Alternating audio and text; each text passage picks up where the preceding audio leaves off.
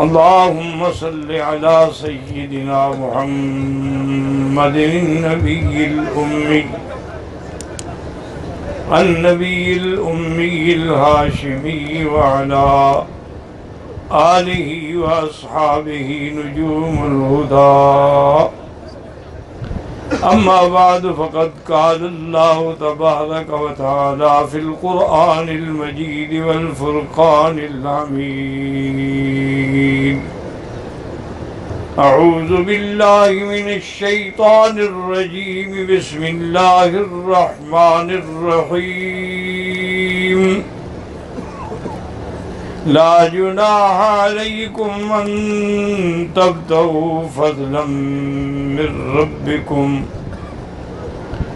فإذا أفضتم من عرفات فاذكروا الله عند المشعر الحرام واذكروه كما هداكم وإن كنتم من قبله لمن الضالين.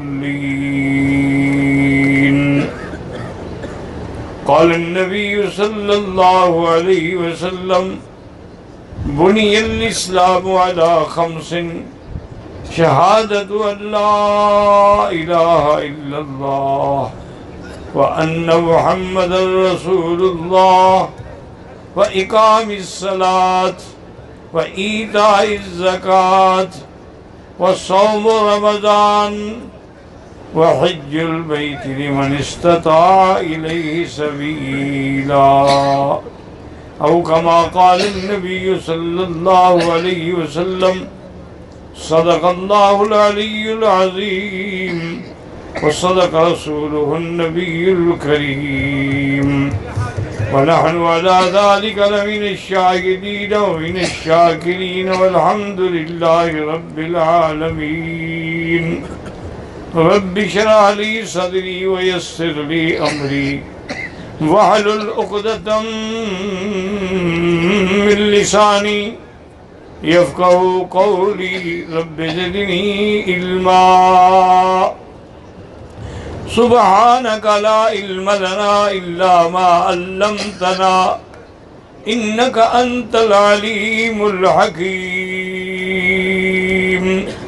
برادران اسلام، واجب الاحترام بزرگوں، دوستوں، بھائیوں، عزیز نوجوانوں، محترمہ مائیوں اور بہنوں، اللہ تبارک و تعالیٰ کے کلام مقدس میں سے چند آیات مبارکہ اور آقا انعامدار حبیب کبریا سیدنا محمد مصطفیٰ صلی اللہ علیہ وعلا آلہ واصحابہ وسلم تسلیما کثیرا کثیرا کہ فرامین مبارک میں سے ایک حدیث تلاوت کی ہے. دعا فرمائیں کہ اللہ تعالیٰ ایسا عاجز کو معلّہ صیت عافیت کاملہ عاجلہ دائمہ اور حق بات بیان کرنے کی توفیق عطا فرمائیں. آپ کو سننے سمجھنے کی، ہم سب کو حق پر چلنے کی توفیق عطا فرمائیں. اگر نیت نہ ہو تو عمل نہیں ہوگا. مثلا ایک آدمی 100 چکر لگا لے کعبہ شریف کے، نیت نہیں، کچھ نہیں، کوئی فائدہ نہیں. سارا دن صفا مروا دوڑتا ہے، نیت ہی کوئی نہیں. تو اصل چیز کیا ہے؟ نیت. دوسری چیز یہ ہے کہ احرام، اور تیسری چیز کیا ہے؟ تلبیہ، یعنی لبیک اللہم لبیک. احرام کو احرام کیوں کہتے ہیں؟ یاد رکھو کہ جو چیزیں پہلے حلال تھیں احرام کے بعد وہ حرام ہو گئیں. حجامت کرانا، ناخن کٹانا، میاں بیوی کا ہنسنا کھیلنا حلال تھا، لیکن احرام باندھا تو حرام ہو گیا، اس لیے اس کو احرام کہتے ہیں. رواجی طور پر 2 چادروں کو بھی احرام کہتے ہیں. تو بہرحال اچھا، احرام میں افضل یہ ہے کہ سفید رنگ ہو اور سلا ہوا نہ ہو کپڑا، یہ افضل ہے. لیکن اگر سفید نہ ہو، لنگی ہے جائز ہے، تولیہ ہے جائز ہے. اگر لنگی درمیان میں سلی ہوئی ہے وہ بھی جائز ہے. سلا ہوا کپڑا جو بدن پہ سلا ہو وہ ناجائز ہے پہننا، یاد رکھیں. مثلا قمیض پہننا، شلوار پہننا، پاجامہ پہننا، کوٹ پہننا، جیکٹ پہننا، یہ ناجائز. لیکن اگر کپڑے میں سلائی ہے تو کوئی حرج نہیں۔ اچھا کسی کے پاس دو چادریں نہیں، ایک ہے، ایک چادر میں بھی نیت کر سکتا ہے، لیکن افضل یہی ہے کہ دو چادریں ہوں، دونوں سفید ہوں اور سلی ہوئی نہ ہوں۔ اور پاؤں میں جو جوتا ہے اس کے لیے یہ بات جو ہے وہ افضل یہ ہے کہ اوپر والی ہڈی بھی ننگی ہو اور ٹخنے بھی ننگے ہو۔ یہ ضروری نہیں ہے کہ وہ چپل ہو، کوئی جوتا ہو، لیکن جس میں اوپر کی ہڈی ظاہر ہو اور ٹخنے ظاہر ہو، ٹھیک ہے، آپ استعمال کر سکتے ہیں، کوئی منع نہیں۔ اچھا عورت کے لیے کوئی پابندی نہیں، وہ بند جوتا بھی پہن سکتی ہے، وہ جرابیں بھی پہن سکتی ہے، وہ موزہ بھی پہن سکتی ہے۔ اس کے لیے پابندی صرف یہ ہے کہ چہرے پہ کپڑا نہ ہو لیکن پردے کے لیے آگے لٹکا ہوا ہو۔ مرد کے لیے پابندی کیا ہے کہ سر پہ کپڑا نہ ہو، اور جب بھی تلبیہ پڑھیں گے مرد ہیں تو زور سے پڑھیں اور عورتیں ہیں تو آہستہ آہستہ پڑھیں جس کو وہ خود سن سکے، کسی اور کو سنانے کی ضرورت نہیں ہے۔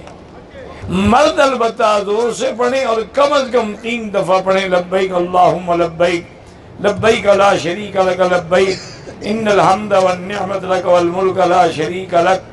اور اگر ہو سکے یاد ہو صلی اللہ تعالی علی خیر خلقہ سیدنا محمد وعلی آلہ وصحبہ اجمعین، اللہم انی اسألک رضاک والجنت ونعوذ بک من سخطک والنار۔ اور یہ تلبیہ آپ کا وظیفہ ہے، آپ کا ترانہ ہے، سارے راستے میں چلتے ہوئے، بیٹھتے ہوئے، بس میں چڑھتے اترتے، خیمے میں جاتے نکلتے، ہر وقت لبیک اللہم لبیک لبیک لا شریک لک لبیک، یہ تلبیہ جو ہے حال میں پڑھتے رہیں۔ یہ اصولی بات جو ہے وہ یاد رکھیں۔ اب جناب یاد رکھیں کہ ہم نے انشاءاللہ سنت یہ ہے کہ 8 تاریخ کو ہم احرام باندھیں، اس سے پہلے غسل کریں، حجامت بنائیں، زیر ناف بال صاف کریں، بالکل کوئی منع نہیں، کوئی رکاوٹ نہیں۔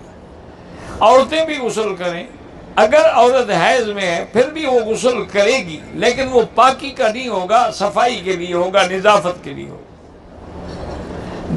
اور جب آپ نے غسل کر لیا، 2 چادریں باندھ لی، تو سر پہ کپڑا ڈال کے 2 رکعت سنت الاحرام پڑھیں۔ مثلاً آپ کسی فرض نماز کے بعد ویسے لبیک پڑھ لیں، وہ بھی جائز، کوئی 2 رکعت پڑھنے کا موقع نہ ملے تو اب آپ نے 2 رکعت سنت الاحرام پڑھنی ہے۔ پڑھنے کے بعد سلام پھیر کے کپڑا اتار دیں اور نیت کریں عمرے کی۔ اگر عربی میں آتا ہے تو لبیک بعمرۃ، یہ اللہم انی ارید العمرۃ، یہ حج ہے تو اللہم انی ارید الحج، یا لبیک بحجۃ لبیک بعمرۃ لبیک بعمرۃ وحجۃ لبیک اللہم لبیک، یہ پڑھتے رہیں۔ عورتیں بھی اسی طرح، اگر عورت ناپاک ہے، حیض میں ہے، وہ نماز نہیں پڑھ سکتی، نہ طواف کر سکتی، باقی سارے کام کر سکتی ہے، مینا جا سکتی ہے، مزدلفہ، قربانی، کنکریاں، ہر چیز، صرف طواف اور نماز نہیں ہوگی، یاد رکھو۔ اچھا طواف جو آپ کرتے ہیں یہ تقریباً 7 قسم۔ سب سے پہلے یاد رکھیں کہ طواف اس کو کہ طواف تحیہ، طواف قدوم، طواف اللقاء، طواف الورود، یہ سب ایک ہے، معنی وہی طواف قدوم ہے۔ اور دوسری قسم کیا ہے؟ طواف زیارت۔ طواف زیارت جو ہے وہ حج کا فرض ہے، اس کے بجائے حج مکمل ہی نہیں ہوتا، اور وہ تحلیل کامل ہے، اس کے بغیر عورت حلال ہی نہیں ہوتی۔ تو طواف قدوم اور اس کے بعد طواف زیارت۔ پھر تیسرا قسم ہے طواف صدر۔ طواف صدر کا معنی ہے طواف وداع، یہ سمجھ لیں، طواف الوداع، یہ بھی تیسری قسم ہے۔ اور چوتھی قسم کیا ہے؟ طواف نظر، کہ کسی نے منت مانی تھی کہ میں طواف کروں گا، اب پورا کرنا اس کا واجب ہے۔ اسی طرح طواف نفل، کہ نہیں مطلقاً طواف کر رہا ہے، تو یہ سب طواف کی اقسام ہیں، اور طواف سب کے سب برابر ہیں، ان میں کوئی فرق نہیں، ہر طواف برابر ہے۔ لیکن ایک بات یاد رکھیں کہ جب طواف شروع کریں بہت سارے لوگ غلطی کرتے ہیں کہ رکن یمانی سے شروع کر دیتے ہیں، وہ طواف نہیں ہوگا، یا حجر اسود کو اگر کراس کر جائیں گے تو وہ بھی طواف نہیں ہوگا۔ ان کے لیے یہ ضروری ہے کہ حجر اسود کے ساتھ ایسے کھڑے ہوں کہ حجر اسود کا مثلاً یہ کونا ہے تو اس کے کندھے کے برابر ہو۔ کھڑے ہونے کے بعد نیت کریں کہ یہ طواف میں کس بات کا کر رہا ہوں، عمرے کا ہے، حج کا ہے، طواف قدوم ہے، طواف زیارت ہے۔ پھر استقبال سامنے آ جائے حجر اسود کے، اور ہاتھ اٹھائیں جیسے نماز میں اٹھاتے ہیں، بسم اللہ اللہ اکبر وللہ الحمد، ایسے معلوم ہو کہ گویا آپ نے دونوں ہاتھ جو ہیں وہ حجر اسود پہ رکھے ہوئے ہیں۔ موقع ملے تو بوسہ دیں، موقع نہ ملے تو اشارہ ہی کافی ہے، وہ بوسے کے قائم مقام۔ اس کے بعد وہیں کھڑے ہوئے پھر آپ چلنا شروع کریں۔ جب چلیں گے آپ، اگر آپ کا طواف ہے عمرے کا تو اس کے لیے لازمی بات ہے کہ احرام بھی ہوگا، احرام کو کندھے سے بھی نکالیں گے، اس کو اجتباء کہتے ہیں، اور وہ 7 چکروں میں ہوگا، اور 3 چکروں میں رمل ہوگا۔ رمل کا معنی جیسے پہلوان اکھاڑے میں چلتا ہے، اپنی قوت و طاقت کا اظہار کرتا ہے۔ اور طواف کے دوران افضل یہ ہے کہ سبحان اللہ والحمدللہ لا الہ الا اللہ اللہ اکبر وللہ الحمد یہ پڑھے۔ اگر اس کے علاوہ سبحان اللہ وبحمدہ سبحان اللہ العظیم، اسی طریقے سے لا الہ الا انت سبحانک انی کنت من الظالمین، لا الہ الا اللہ محمد الرسول اللہ، درود شریف جو بھی آپ کو آتا ہے پڑھتے رہیں۔ اچھا اللہ کی شان دیکھیں، مثلا ایک آدمی جاہل ہے، کچھ بھی نہیں آتا، ایک لفظ بھی نہیں پڑھ سکتا ہے، تو اللہ نے فرمایا میرے بندے طواف 7 چکروں کا نام ہے، کسی دعا پڑھنے کا نام نہیں ہے۔ چکر تم لگاؤ، قبول میں کر لوں، چاہے تم نے ایک لفظ بھی نہیں پڑھا ہے، اس کو آتا ہی نہیں، وہ جاہل ہے بیچارہ، کیا پڑھے۔ تو اصل طواف جو ہے 7 چکروں کا نام ہے، کسی وظیفے پڑھنے کا نام نہیں۔ یہ جو علماء نے دعائیں لکھی ہیں، کتابوں میں چھپی ہوئی ہیں، یہ کوئی ضروری بھی نہیں، نہ یہ سنت ہے، یہ انہوں نے اس لیے کیا ہے کہ لوگ باتیں نہ کرتے رہیں، چلو کسی بہانے کوئی تو دعا مانگتے رہیں، کچھ نہ کچھ تو مانگ لیں گے نا۔ اچھا پہلی دفعہ تو آپ نے کہنا ہے بسم اللہ اللہ اکبر وللہ الحمد، دوسرے چکر میں پھر بسم اللہ اللہ اکبر بھی کہنا، آپ ویسے اشارہ کر سکتے ہیں۔ دوسری بات یاد رکھیں کہ جب آپ حجر اسود سے طواف شروع کریں گے تو کعبہ شریف آپ کے بائیں ہوگا یا دائیں ہوگا؟ ہاں جی، حالانکہ حضور کو تو ہر کام دائیں پسند ہے، دائیں ہاتھ سے کھانا، دائیں ہاتھ سے پینا، دائیں طرف سے کنگھی کرنی، ہر کام میں حضور کو دائیں پسند ہے۔ مسجد میں داخل ہوں پہلے دائیں قدم رکھیں، لیکن یہاں کیا ہے کہ کعبے کو بائیں پہ رکھا گیا۔ اگر طواف یوں کر لیتے تو کعبۃ اللہ بھی دائیں ہو سکتا تھا، مقصد تو چکر لگانا ہے۔ بائیں رکھنے کی علماء نے لکھا کہ اصل وجہ تو اللہ جانتے ہیں، لیکن اللہ والوں نے لکھا ہے کہ انسان کا دل جو ہے وہ بائیں طرف ہوتا ہے، اللہ چاہتے ہیں کہ کعبہ دل کے زیادہ قریب ہے، اور یہ مقناطیس القلوب ہے، یہ دلوں کو کھینچتا ہے، جیسے مقناطیس لوہے کو پکڑتا ہے، اللہ کا کعبہ بھی دلوں کو کھینچتا ہے۔ جس نے ایک دفعہ دیکھ لیا، جس نے ایک دفعہ طواف کر لیا، جس نے ایک دفعہ نماز پڑھ لی، اس کی ساری زندگی پر حسرت ختم نہیں ہوتی ہے۔ اللہ تعالیٰ دلوں کے اندر محبتوں کو ڈال دیتے ہیں، تو اس لیے ہمیشہ یاد رکھیں۔ اچھا طواف کے کتنے چکر ہیں؟ حتیم کے اندر سے کریں گے؟ نہیں کریں گے، باہر سے کریں گے۔ اچھا مقام ابراہیم کے بھی باہر سے کریں تب بھی کوئی حرج نہیں، لمبا چکر ہو جائے تب بھی کوئی حرج نہیں۔ تو طواف کے 7 چکر ختم کر کے بھی اللہ اکبر وللہ الحمد کہیں گے، پھر مقام ابراہیم پہ جا کے 2 رکعت واجب الطواف۔ یہ جو لوگ نفل کہہ لیتے ہیں یہ غلطی ہے، نفل نہیں ہے، یہ واجب الطواف ہے۔ امام ابو حنیفہ رحمۃ اللہ علیہ کے نزدیک واجب ہے، باقی ائمہ کے نزدیک بھی سنت ہے، نفل تو کسی کے نزدیک بھی نہیں ہے۔ 2 رکعت واجب الطواف پڑھیں، افضل یہ ہے کہ پہلی رکعت میں قل یا ایھا الکافرون اور دوسری رکعت میں قل ھو اللہ احد پڑھیں، ورنہ جو بھی تمہیں صورتیں آتی ہیں وہی پڑھتے رہیں۔ دونوں رکعتوں میں قل ھو اللہ احد پڑھیں تب بھی جائز ہے۔ اب رکعتیں نماز پڑھنے کے بعد مقام ابراہیم پہ بھی دعا مانگیں، کیونکہ یہ وہ مقام ہے جہاں دعا قبول ہوتی ہے۔ یاد رکھ لو، حجر اسود کے سامنے بھی دعا قبول ہوتی ہے، ملتزم پہ بھی دعا قبول ہوتی ہے، مقام ابراہیم پر بھی دعا قبول ہوتی ہے، حتیم کے اندر میزاب رحمت کے نیچے بھی دعا قبول ہوتی ہے، صفا کی پہاڑی پہ بھی دعا قبول ہوتی ہے، صفا دوڑتے ہوئے بھی دعا قبول ہوتی ہے، مروہ پہ بھی دعا قبول ہوتی ہے۔ ہر جگہ قبولیت کے دروازے کھلے ہیں، شرط یہ ہے کہ کوئی مانگنے والا ہو۔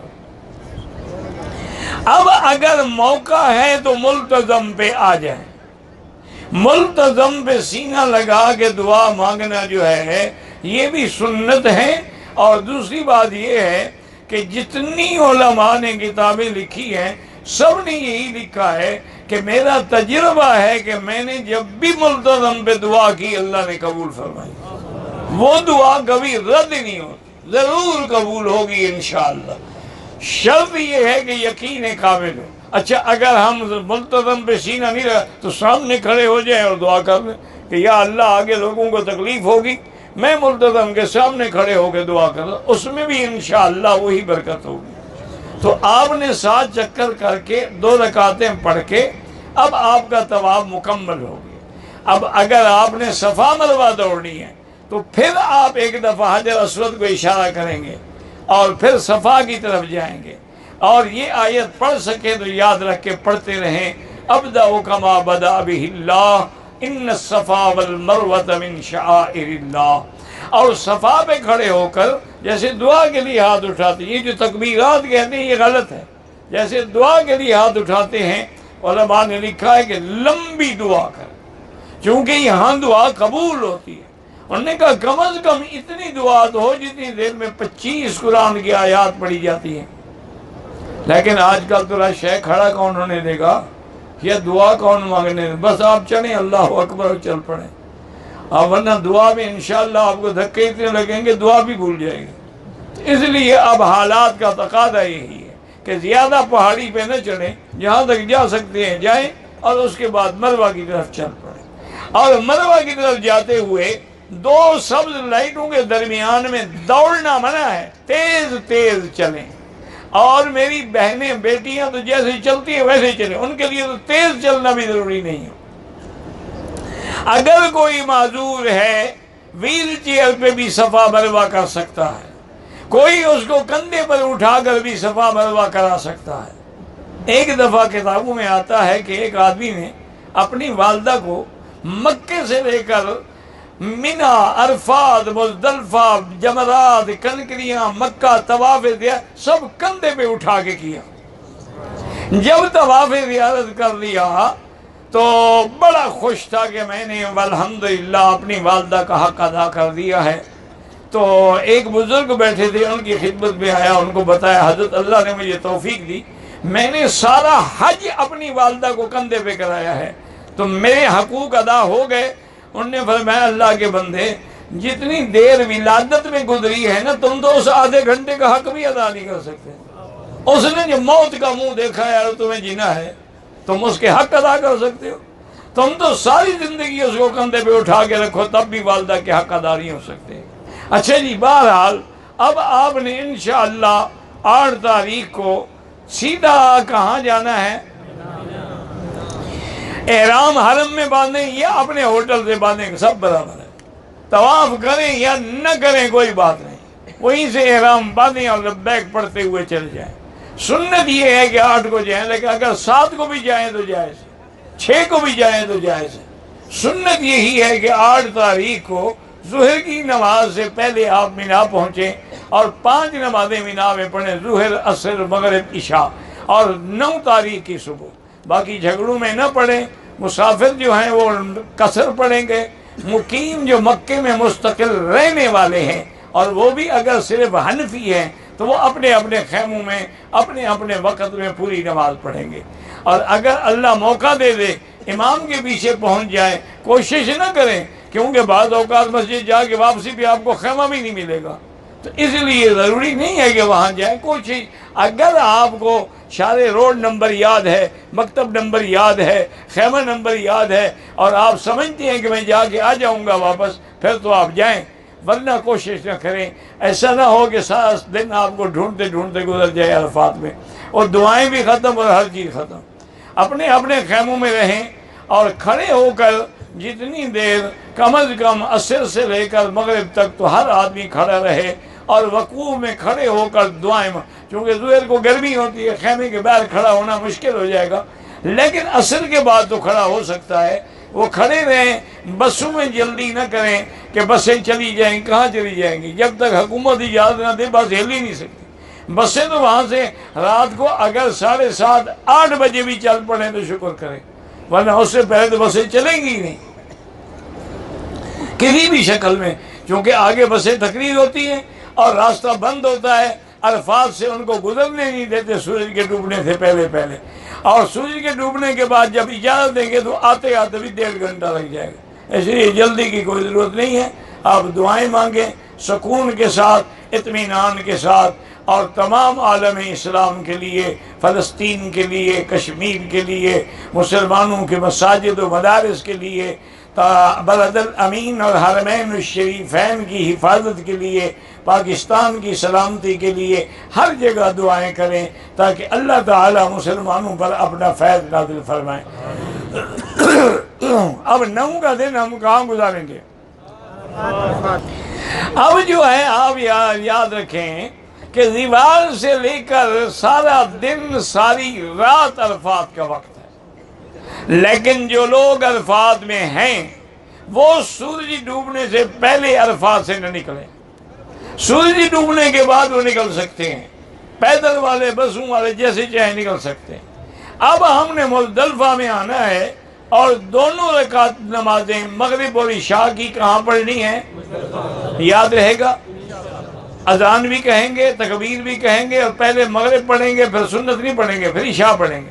اس کے بعد بھی سنتیں پڑھنا ضروری نہیں ہے، لیکن وتر پڑھنا ضروری ہے کہ وتر واجب ہے۔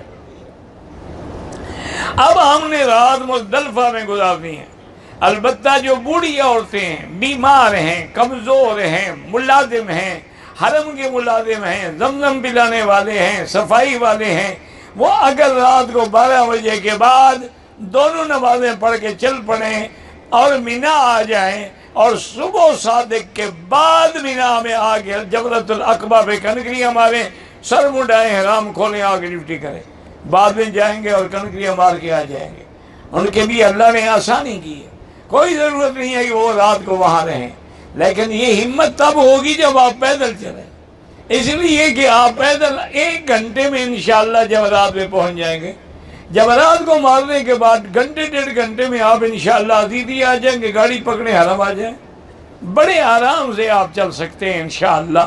تو بہرحال مغرب اور عشاء ہم نے کہاں پڑھنی ہے؟ صبح کی نماز کہاں پڑھنی ہے؟ صبح کی نماز پڑھ کے کھڑے ہو کے دعائیں مانگیں، یہ مقام لیلۃ القدر کے برابر ہے۔ جو دعائیں حضور کی عرفات میں منظور نہیں ہوئی وہ مزدلفہ میں منظور ہو گئی ہیں، اس لیے اگر وقوف نہیں کریں گے تو دم پڑے گا۔ جو معذور ہے اس کے لیے وقوف ضروری نہیں ہے، لیکن جو تندرست ہیں وہ صبح کی نماز پڑھیں، کھڑے ہو کے دعائیں کریں، پھر مینا کی طرف چلیں۔ اب 10 تاریخ کو ہم کہاں آ جائیں گے انشاءاللہ؟ مینا میں آ کے پہلا کام کیا کریں گے؟ جان نہ چھڑائیں، افضل یہی ہے۔ پہلا کام کیا کرنا ہے؟ کنکری کے بعد قربانی خود کریں یا کرائیں، لیکن اپنے سامنے، اپنے ساتھ، اپنی وکالت میں اس کو اجازت دیں، وہ نام لے کے آپ کی بکری ذبح کریں، ایسے نہیں کہ جان چھڑا دیں۔ اب بینک والے ذبح کریں گے، کس کس کا نام لیں گے جناب؟ پرچی سامنے رکھیں گے، بس حکم دیں گے کرتے جاؤ ذبح، بس ہو گئی۔ تو وہ ضرور کریں گے، لیکن افضل یہی ہے کہ خود کریں۔ اگر خود نہ کریں، کسی کو وکیل بنائیں تو وہ بھی آپ کے سامنے کرے، آپ کی اجازت سے کرے، نام لے کے کرے کہ یہ بکری فلاں کی ہے، اب جناب آپ نے پہلے کنکری ماری، کتنی کنکریاں؟ اچھا جمرۃ العقبہ پہ بڑے شیطان بھی جب کنکری ماریں گے کیسے کھڑے ہوں گے؟ مینا کدھر ہو؟ ہاں جی مینا اور مکہ، کتنی کنکریاں؟ کیا پڑھ کے مارو گے؟ بسم اللہ اللہ اکبر، بسم اللہ اللہ اکبر، رغماً للشیطان ورضاً للرحمن۔ 7 کنکری کے بعد قربانی، قربانی کے بعد کیا کرنا ہے؟ سر پہ اسطرہ پھروانا ہے۔ افضل یہی ہے کہ اسطرہ پھروائیں، کیونکہ حضور نے اسطرہ پھرانے والوں کے لیے 3 دفعہ دعا کی ہے، اللہم اغفر للمحلقین، اللہم اغفر للمحلقین، اللہم اغفر للمحلقین، اور 1 دفعہ دعا کی ہے جن نے بال کٹائے ہیں۔ اور میری بیٹیاں اور بہنیں اپنے بال جو ہیں پیچھے کر لیں، اور جہاں ان کے بالوں کی انتہا ہو وہاں 1 پور کے برابر سارے سرے کاٹ ڈالیں تاکہ ہر بال کا سرا کٹ جائے۔ اب آپ پر احرام کی پابندیاں ختم ہو گئیں، اب آپ کپڑے پہنیں، غسل کریں، خوشبو لگائیں، ہر چیز حلال ہے، صرف بیوی حلال نہیں ہوگی جب تک طواف زیارت نہیں کرو گے۔ اب آپ نے جناب کنکریاں مار لی، قربانی کر لی، حل کرا لی، اب چاہیں تو 10 کو آ کے طواف زیارت کر لیں، رات میں کر لیں، 11 میں کر لیں، پھر رات میں کر لیں، پھر 12 میں کر لیں، لیکن حنفی مسلک میں 12 تاریخ کو سورج ڈوبنے سے پہلے پہلے کر لیں۔ 3 دن کو مذاق تو نہیں، 3 دن پڑے ہیں، 10 ہے، 11 ہے، 12 ہے۔ باقی ائمہ کے نزدیک تو 13 کو بھی جائز ہے۔ اچھا بعض ائمہ کے نزدیک تو سارا مہینہ ذی الحج کا بھی جائز ہے۔ بہرحال عورت اگر حیض میں ہو تو وہ طواف زیارت نہیں کر سکتی، طواف نہیں کر سکتی، نماز نہیں پڑھ سکتی، باقی ذکر، اذکار، آیت کریمہ، تسبیحات، دعائیں سب کرے، مینا، مزدلفہ، عرفات، ہر جگہ جائے گی، صرف طواف اور نماز نہیں پڑھے گی۔ اچھا اس کو پاک ہونے میں مثلا وہ 15 کو پاک ہوئی، کوئی بات نہیں، جب پاک ہو غسل کرے آگے طواف، اس پہ کوئی دم نہیں ہے، کیونکہ اس کو تو اللہ نے روکا ہے۔ ان اللہ کتب علی بنات آدم، اللہ نے عورتوں پہ لکھا ہے نا حیض و نفاس کا مسئلہ، تو اس لیے اگر وہ لیٹ ہو جائے تو کوئی فرق نہیں پڑتا ہے۔ اب آپ آگے طواف زیارت کریں گے۔ طواف زیارت کے بعد جو لوگ 8 یا 7 کو صفا مروہ دوڑ کے نہیں گئے تھے، اب وہ صفا بھی دوڑیں گے حج کی۔ اب حج کی صفا دوڑ کے واپس انشاءاللہ کہاں جائیں گے؟ مینا یا ہوٹل؟ نظر تو نہیں آ رہی مجھے تو یقین ہے انشاءاللہ 90% حاجی ہوٹل میں جا کے ایئر کنڈیشن چلا کے سو جائیں گے۔ وہاں حج ہو گیا، عرفات سے ہوا ہے، اور ان کو کیا چاہیے؟ انا للہ و انا۔ حضور نے مینا میں خیموں میں زندگی گزاری، جب بجلی بھی نہیں تھی، پانی بھی نہیں تھا، اب تو وہاں کیمپ ہیں، خیمے ہیں، کولر ہیں، غسل خانے ہیں، حمام ہیں، ٹھنڈا پانی ہے، دکانیں ہیں، بازاریں ہیں۔ حضور کے وقت میں پانی، مجھے خود یاد ہے جب میں چھوٹا تھا، 1 ٹین پانی کا 5 ریال کا ملتا تھا، وہ اٹھا کے پھرتے تھے سکے، 1 ٹین آگے 1 پیچھے کندھے پہ رکھ کے، حاجی مویا پانی کو کہتے ہیں۔ اچھا ہمارے بعد دیہاتی سمجھتے تھے کہ وہ حاجی مر گیا، وہ کہتے ہیں انا للہ، حاجی مویا، حاجی مر گیا، وہ کہتے ہیں حاجی مویا یعنی پانی، وہ کہتے ہیں اچھا حاجی مر گیا، انا للہ و انا۔ تو بہرحال یہ ہے، اب خود اندازہ لگائیں، 5 ریال میں جو آدمی ڈبہ پانی کا خریدے گا وہ کہاں سے وضو کرے گا؟ وہ تو پینے کے کام آتا تھا، بس نماز تیمم کر کے پڑھتے تھے، پانی ملتا ہی نہیں تھا۔ اب تو جناب غسل خانے ہیں، غسل ہیں، ہر چیز۔ اچھا اللہ کی شان یہ ہے کہ اتنی گورنمنٹ سعودیہ نے پہاڑوں پہ ٹینک بنائے ہیں پانی کے کہ حاجی چلے آئیں گے پانی نہیں ختم ہوگا۔ اچھا اور حاجی بھی بادشاہ ہے ماشاءاللہ، کہ اگر ٹوٹی کھول دینا تو یہ کبھی بند نہیں کریں گے، اگلے حج پہ آ کے بند کریں گے تاکہ پانی بہتا رہے، ضائع ہوتا ہے اور یہ گناہ ہے۔ اب حکومت نے انتظام کر دیا، ہاتھ نیچے جائے گا تو پانی آئے گا، ہاتھ کھینچیں گے پانی خود بخود بند ہو جائے گا، چونکہ پانی ضائع ہو جاتا تھا۔ انہوں نے سسٹم کر دیا، ہاتھ لے آؤ پانی آ گیا، ہاتھ یوں کیا پانی ختم۔ تو بہرحال اب جناب یہ ہے کہ آپ نے 11 اور 12 یہ 2 دن کہاں رہنا ہے؟ اچھا 11 تاریخ کو کتنی کنکریاں مارنی ہیں؟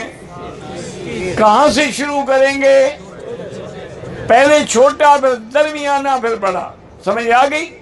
اچھا یہ وقت کب شروع ہوگا؟ اشتہار نہ پڑھنا، ایسے لگا دیتے ہیں معلم جان چھڑانے کے لیے کہ 24 گھنٹے کنکری جائز ہے۔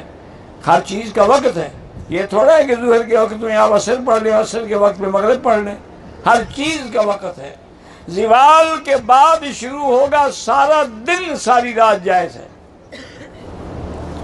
12 تاریخ کو بھی زوال کے بعد کنکریوں کا وقت شروع ہوگا۔ جو میری بیٹیاں اور بہنیں چل سکتی ہیں ماشاءاللہ بازار میں ٹھیک ٹھاک شاپنگ کر لیتی ہیں، وہ کنکریاں خود ماریں۔ یہ نہیں اس طرح کہیں گے نہیں جی مجھے تو تکلیف ہے، خاوند سے کہیں کہ تم مارو، وہاں رش تھا کہ مرے تو خاوند مرے، میں کیوں مروں؟ جان چھوٹے گی دوسرا خاوند تو مل ہی جائے گا پاکستان جاتے جاتے، عزت بھی گزر جائے گی۔ اللہ کے بندے بازار پھر سکتی ہو، کنکریاں مارنے کے لیے تمہیں تکلیف ہے؟ ہر عورت خود کنکری مارے گی، باقی کہنا کہ رش ہوتا ہے یہ بہانہ ہے۔ آپ مثلاً 10 تاریخ کو ظہر کے بعد یا عصر کے بعد جا کے کنکری ماریں، کوئی بندہ بھی نہیں ہوگا وہاں، کوئی رش بھی نہیں ہوگا۔ 11 تاریخ کو آپ رات کو 12 بجے جا کے کنکری ماریں، کوئی رش نہیں ہوگا۔ 12 تاریخ کو آپ عصر کے بعد جا کے کنکری ماریں، کوئی رش نہیں ہوگا۔ عورتیں ماریں، بچے ماریں، ساتھ کھڑے ہو کے ماریں ماشاءاللہ آرام سے۔ یہ رش کب ہوتا ہے؟ جب جلد بازی ہوتی ہے کہ جی جان چھڑانی ہے، جلدی کرو کنکری ماریں، سر مڑائیں، جی جان چھڑائیں۔ مقصد ہے ان کے گلے میں احرام عذاب بنا ہوا ہے، تو سمجھ رہے ہیں کہ اللہ نہ کرے کوئی ہمارے حج میں خلل ہے۔ جس کا حج منظور ہوگا اس کے لیے تو احرام ایک اعزاز ہے، وہ تو کفن پہن کے اللہ کی دربار میں کھڑا ہے، وہ تو سب کو چھوڑ کے آیا ہوا ہے، وہ تو جتنی دیر احرام میں گزرے گی اس کے لیے سعادت ہی سعادت ہے۔ اب لوگ آپ جو ہیں انشاءاللہ 12 کو مکے آ جائیں گے، اگر مینا میں رہیں اور 13 کی کنکریاں بھی مارے تو سنت ہے، وہ بھی سنت ہے اور بہت بڑا اجر بھی ہے اور بہت بڑا ثواب بھی ہے۔ ہر کنکری پہ انشاءاللہ گناہ گر جاتے ہیں اور نیکیاں لکھی جاتی ہیں۔ یہاں آنے کے بعد آپ مکے میں رہیں گے، اور اگر مدینہ شریف جانا ہے طواف الوداع کر کے جائیں گے۔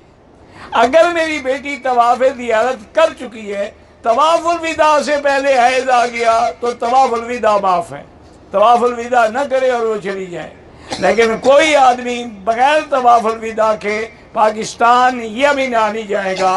اب طواف الوداع آپ کی آخری عبادت ہوگی، اس کے کرنے کے بعد یا آپ مدینہ روانہ ہوں گے یا آپ جو ہے اپنے اپنے ملک میں روانہ ہوں گے۔ واللہ اعلم۔